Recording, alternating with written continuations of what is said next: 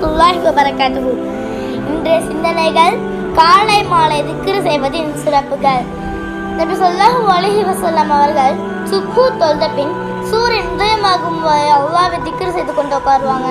யார் ஒருவர் ஜமாத்துடன் சுப்ஹு தொழுத பின் அங்கேயே உட்கார்ந்து சூரியன் உதயமாகும் வரை அல்லாஹ்வை திக்ர் செய்து பின்பு 2 ரகாத் நஃபில் தொழுவாரோ அவருக்கு பரிபூரண ஹஜ் உம்ரா செய்த நன்மை கிடைக்கும் என நபி ஸல்லல்லாஹு அலைஹி வஸல்லம் அவர்கள் கூறியுள்ளார்கள்.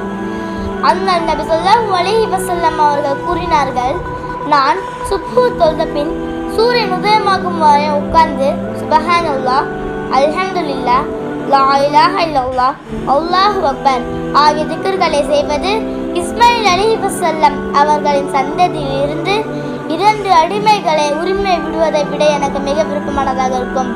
மேலும் அஸ்ர் தொழுத பின் சூரியன் மறையும் வரை திக்ர் செய்வது இஸ்மாயில் அலைஹிஸ்ஸலாம் அவர்களின் சந்ததியில் இருந்து 4 அடிமைகளை உரிமை விடுவதை விட எனக்கு விருப்பமானதாக இருக்கும். மற்றொரு ஹதீஸில் வந்துள்ளது, அதிகாலையில் தொழுகைக்கு பின் சூரியன் உதயமாகும் வரை திக்ர் செய்யும் ஒரு கூட்டத்துடன் நான் உட்கார்ந்திருப்பது இஸ்மாயில் அலைஹிஸ்ஸலாம் அவர்களின் சந்ததியிலிருந்து 4 அடிமைகளை உரிமை விடுவதை விட எனக்கு விருப்பமானதாக இருக்கும்.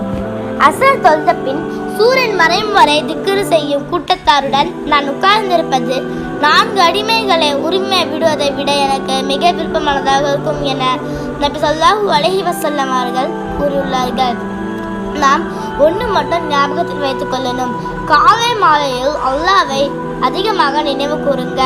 அவற்றில் நாம் எவ்வளவு அதிகமாக அல்லாஹ்வை நினைவு கூறுறோமோ அவ்வளவு பெரிய வெகுமதியும் நமக்கு பாதுகாப்பும் வலுவாக இருக்கும்.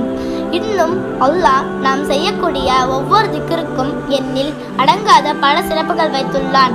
எனவே நாம் நம் வாயில் மொழியக்கூடிய வார்த்தைகள் அதிகமாக அல்லாஹ்வை நினைவு கூறும் வார்த்தைகளாக இருக்க அல்லாஹ் நமக்கு தௌஃபீக் செய்வானாக. ஆமீன். அஸ்ஸலாமு அலைக்கும் வரஹ்மத்துல்லாஹி வபரகாத்துஹு.